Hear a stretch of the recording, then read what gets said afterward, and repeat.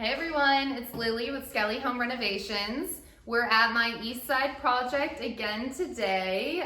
We've done a couple videos here, but today I want to tell you guys about doors and the different door options you have when kind of designing your renovation or your new home. The type of door you choose can serve a lot more of a purpose than just visible aesthetic value. Can add a lot of practicality, functionality, and sometimes it can increase the amount of usable space you have in a room.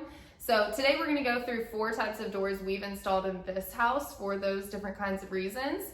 We've got pocket doors, French doors, regular swing doors, and barn doors. So let's take a look. All right, first door type is super simple, just a plain old swing door. We see these everywhere in life. However, the thing I think people don't really think about when choosing door styles is that there are all these new forms of doors that I'm going to dive into in a second, like pocket doors, barn doors, etc. But when you're talking about a room that you're going to be going in and out of constantly, like a bedroom or an office, to me, I would rather have something easy to just swing open and close rather than constantly pushing out a pocket door or a heavy barn door or something like that. So I think there are a lot of new door types, but this good old trusty swing door is still great. A lot of people have a conflict and debate over whether they should get hollow core doors or solid core doors for things like bedrooms and bathrooms. This is a solid core door, so it's completely solid all the way throughout. My suggestion is if you're looking to save money, get solid core doors for your bedrooms, like invest that money there, but maybe transfer to hollow core when you're talking about swing doors for closets or for bathroom closets, linen closets, anything like that. So yeah, that's a swing door. Okay, so our second type of door is just a pocket door. This is pretty standard, but it's really convenient because normally on a swing door, you have to swing into the space or swing out of the space in a spot that you maybe would want to put a piece of furniture or put a cabinet or a toilet. So the advantage of a pocket door is that it's not going to take out that space and swinging open. So for example, this is our master bathroom and we have a toilet right here on the other side of the door. So having this pocket door here allowed us to not have to swing into the toilet and use that room instead. So it's a big space saver. The cool thing about it is you can put a soft close function on it so that when it shuts, it doesn't slam shut. You can also put a soft open function on it so that when you open it, it doesn't slam open. Nowadays, they make a lot of really cool pocket door hardware too. I think, years ago, they were little dingy things that were hard to use, but now they make some really cool hardware that gets mortised straight into the door. The only kind of inconvenient thing about a pocket door that you need to think through a little bit while planning your project is that the door has to pocket into the wall. So this entire area of the wall cannot be used for anything like running pipes, running electrical, any sort of support columns you need in there, nothing like that. So that's one disadvantage, but if you have the space for it and you don't have any utilities in that wall, it works great.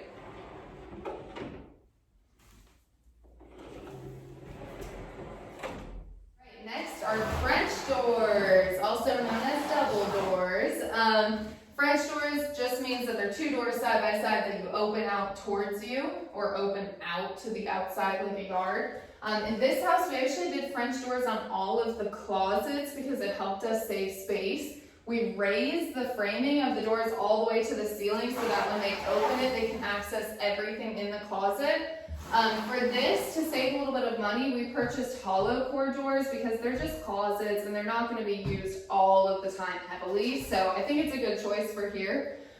With French doors, there's a few different door handle types you can purchase because they don't have to be functioning, moving door handles the way that a bedroom door would have to be. So we're actually using more of what's a cabinet door handle style where it's going to be a 2-prong, just a pull that you pull out completely. The other thing to keep in mind with French doors is that you need some sort of a latch at the top to kind of grab them when they close. Nowadays you can do 2 different types. The first is a standard traditional ball catch where it's a physical ball that's gonna pop into the lock space every time you close it, and it kind of catches it and grabs it. If you've ever opened and closed French doors, that's probably what's on it. Nowadays, they actually make magnetic catches, so it's just a tiny magnet we install there and a magnet we install at the top of the door, and it grabs it and shuts it as you close it, which is a really cool option. And interesting enough, they're actually pretty comparable in price, so I would suggest if you're in between the two, go to Home Depot, test and feel them both out. You could even install one of each kind and decide what you like, and then install the rest on all of your French doors. Last but not least, we have the barn door. You've probably heard about these recently because they're super popular in building right now. In my opinion, the reason they're so popular is because just like the pocket door, they're a space saver. You're not having to swing a door in or out. The door just sits right on the wall that it's inside of a room or outside of a room of.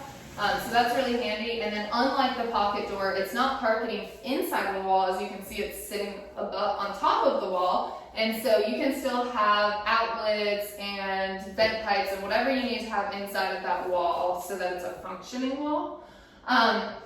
Just like the pocket door as well, they make really cool barn door options right now. The one limitation, barn door hardware options.